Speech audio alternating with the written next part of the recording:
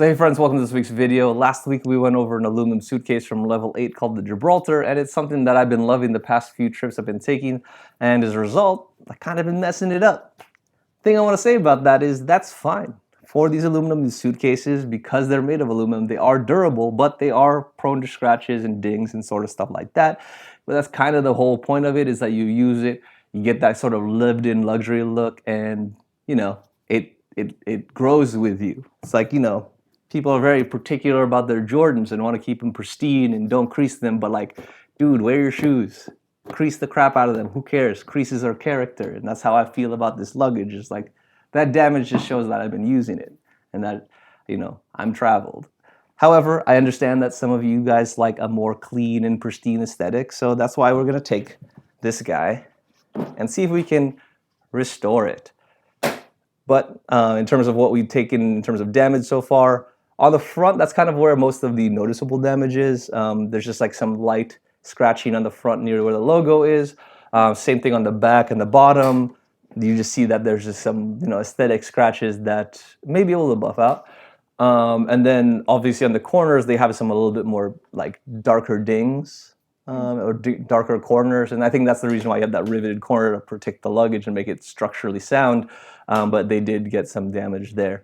There are some dings that we're not going to be able to resolve. Again, it kind of comes with the territory of aluminum suitcases. But for the facades and trying to make it shiny and new and take out the scratches, this is what we're trying to do today. And we're probably going to need a tutorial. So how are we going to do this? Well, I don't know, but I'm sure Google does. So let's find out. Okay, so there are two methods. The first is for tougher scratches with sandpaper, and the second one is for lighter scuffs with a scoring pad. I think you said it's more lighter scuffs on it? Yeah, I mean, there's some dark stuff in the corners, but I don't think they're like gashing. They're not super deep, so I think maybe we can get away without using the sandpaper. So step one, for lighter scuffs, mask off any non-metal areas using the around the scratched aluminum using tape. I mean, most of the scratches aren't really around the plastic parts. Like the plastic parts of this are like the handles and the bumpers. And there's not really scratches around those areas because, you know, they're protecting it. Okay. So I think we can get around not masking for now. All right, so let's go to step two. Rub a scoring pad back and forth over the scuffed area going with the grain. I have a very fine one because I already had some scoring pads in the house, and these are super cheap on Amazon. You get like a 20 pack for like $5, if that. However, on Amazon, they have extra fine, super fine, extra super fine. Like there's a few grits that are more fine than this, but. And it does look like you have vertical grain on here, so you're going to go up and down on it. All right, so north-south on the grain. Step three, apply metal polish to the aluminum using a microfiber cloth. So for this one, this suitcase is not 100% aluminum. It's actually magnesium and aluminum to kind of get the better characteristics of either one. If you have an aluminum, you probably don't want to use this one, but this one's magnesium and aluminum polish from Mothers. So I was hoping that this would just react better because it's the same sort of metal composite. Again, if you have something like a Rimowa or which one do you have? Arlo Sky that are 100%, maybe just get the full aluminum polish. Step four, use a microfiber cloth to apply metal wax or sealant to the aluminum. That's the thing I don't have. Like, so we need another cloth, and I need to get sealant for why? It helps to protect the aluminum from oxidization and corrosion. So we take a road trip. As long as there's coffee involved, I'm up for it. All right, we're gonna take a break. We're gonna pick this stupid thing up, and then we'll score this.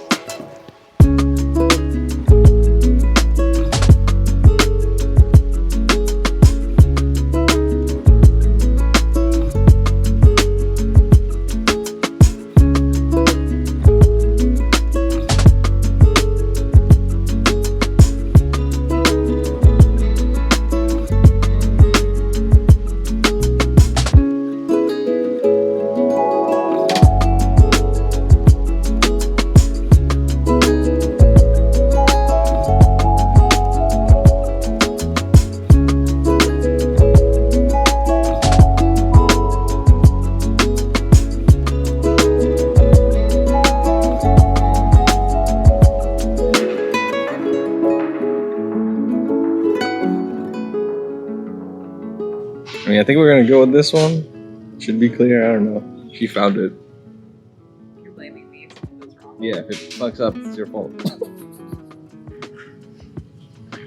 So finally got the sealant and the extra microfiber pad. So I think we're ready. We got all the tools that we need.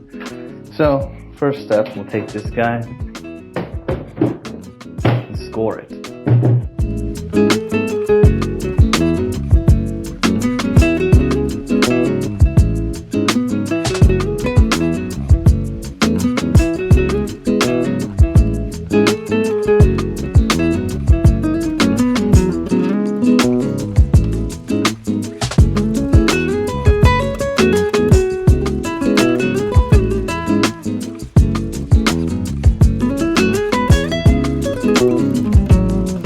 So I think we scored the crap out of it.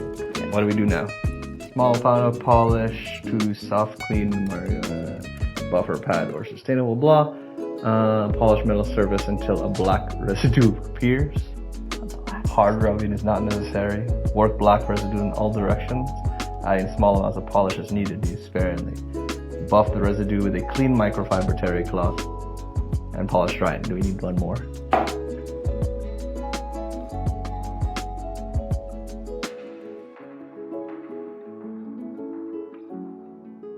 Very much. This is supposed to turn black?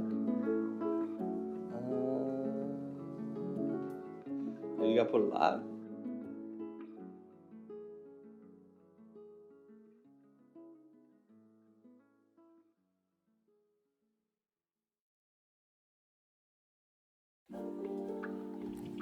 Now for the scariest part of this whole thing. The sealant. Okay, can we just see how it looks at first? Because I'll make sure it's clear. I mean, it does say it won't yellow, so I assume it's gonna be clear, like an icy Jordan sole, but like, It kind of feels like glue. maybe like Gorilla Glue. Yeah.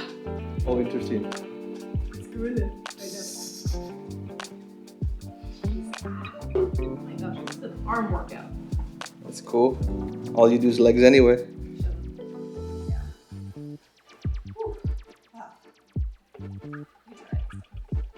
And Wow. you already at this, so I don't know. You take me, you know. Only one casualty is fine. That was an arm workout. Yeah, that was a little bit more than I had expected. So, in terms of this, it seems to be working, but there's some caveats. Obviously, we got a lot of the smaller scratches out of it, especially in the front side. It's really hard to discern anything unless you're like in certain lighting. But yeah, the things that we saw were like some of the deeper ones, especially on the back side. They weren't really resolved through the process. So we picked a light scratch method because we didn't think that the scratches were too deep. Right. But after running through all the steps, we kind of realized that they are considered deep. Yeah. So if they're pretty cosmetic and they have some darkening to them, likely you'll need to use the sandpaper method, which would require like 2 different types of grit and all this other like 2 or 3 more steps. Will I do that? Probably not, because I don't care about scratches. But if you want to go down that path, then you'll just have to get some extra tools and stuff like that. And keeping in mind that you need to stay with the grain, because if you go against it with sandpaper, it's going to look a lot worse. Yeah, we did do some against the grain stuff around the rivets because we couldn't figure out. We were a little confused at first where the grain was going, so we had some darkening, but again, not terrible. Like it was usually on just the backside. Yeah. But what else did you learn from this process? Sealant is very sticky, so be prepared for an involved arm workout, but you do need to do it pretty quickly so that it doesn't dry off on it, or it leaves marks that are pretty hard to get off. And like, there's such thing as too much sealant. Yes. And that's my fault. I didn't think there was too much, but we've been rubbing this thing for like half an hour trying to make sure it's even. And that's because I was like, you can never be more protected, right? Protection, too much The protection. more the better. No. So, whatever. Yeah, so thinner thin and light is where you want to go on the sealant portion. And then what else did we learn from this? Oh, this is also a great way to get your girlfriend to do a hard labor task where you don't have to do as much work. It's great. I'm just the cameraman, right? I don't have to Mistakes were made on that one. do this. So, if you want to do the sandpaper method, let me know. No, I'm totally down for it. That did remind me of another lesson. What? If I can. Use 4 microfiber towels. One for the sealant, one to dry it off, one for the actual, what was it, the first thing? Polish, and then to dry that off too. Yeah, so having a lot of microfiber helps just because it keeps your workflow separate and you don't reapply on accident. Yeah. And that's happened to us, so that's something that we learned. If you are having one of these, expect them to get dinged, be okay with that, live with it, and that's what makes it unique to you. It's going to look different. Be okay with that. Saves you a lot of work, saves you some time and money.